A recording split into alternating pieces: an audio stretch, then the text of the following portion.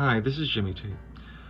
I just want to go over a brief history of calculus and in one of its most basic forms, the derivative. Now, differential calculus, or calculus using derivatives, as it's called in layman's terms, is a really young thing in mathematics.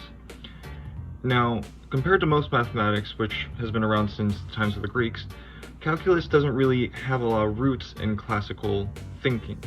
However, there are ideas that support it that come from the classical age. Now, one of the things that the Greeks thought of was the method of exhaustion.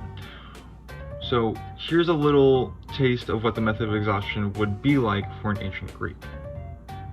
The ancient Greeks were responsible for developing our understanding of shapes and their characteristics.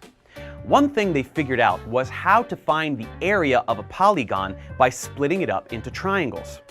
A polygon contains 2 fewer triangles than its number of sides, and they knew how to get the area of a triangle, so this was no problem at all. The trouble came when trying to find the area of a curved shape, like a circle. Here, there are no vertices from which to draw lines, so this can't be split up into triangles. For this reason, they developed something called the method of exhaustion. This is where they would inscribe a triangle into the circle, and then gradually increase the number of sides of this polygon. 4 sides, then 5, then 6, and continuing from there.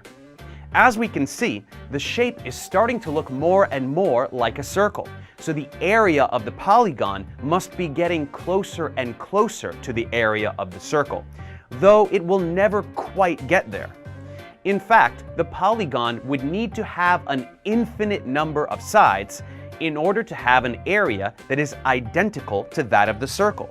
So we can say that in the limit of infinity, the area of the polygon equals the area of the circle, where n represents the number of sides in the polygon.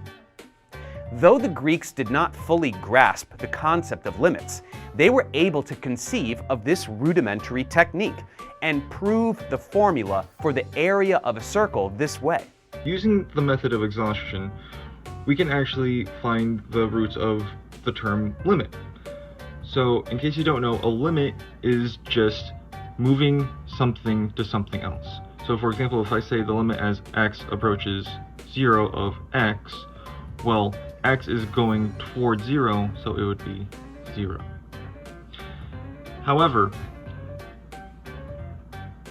during the late 1600s, a man named Pierre de Fermat laid down the foundation work for 2 different mathematicians to create differential calculus. One of these mathematicians, as you may know, is Isaac Newton. Now, Newton was a physicist first off, and he thought of calculus in terms of necessity. And so, instead of thinking of it in terms of mathematics, he thought of it in terms of physics, in terms of 2 points moving from one point to another. In this way, we can relate it to velocity and acceleration. Now, the other mathematician is a man by the name of Gottfried Leibniz. And these 2 gentlemen actually made calculus at pretty much the exact same time. In fact, Newton accused Leibniz of stealing his work. And so these 2 had a rivalry for most of their lives. However, because of the fact that they did independently make differential calculus, they both have different definitions depending on what they needed. Newton just needed to figure out the velocity between 2 points. So his definition is fairly simple. As x approaches a, the limit as x approaches a, of f of a minus f of x over a minus x.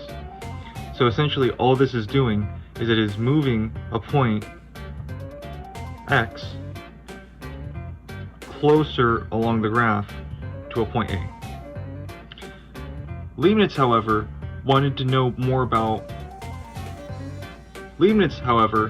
cared more about the relation between points.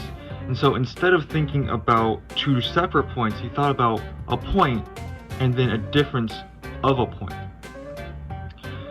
So in this term, he used the limit as h approaches 0 of f of x plus h minus f of x all over h.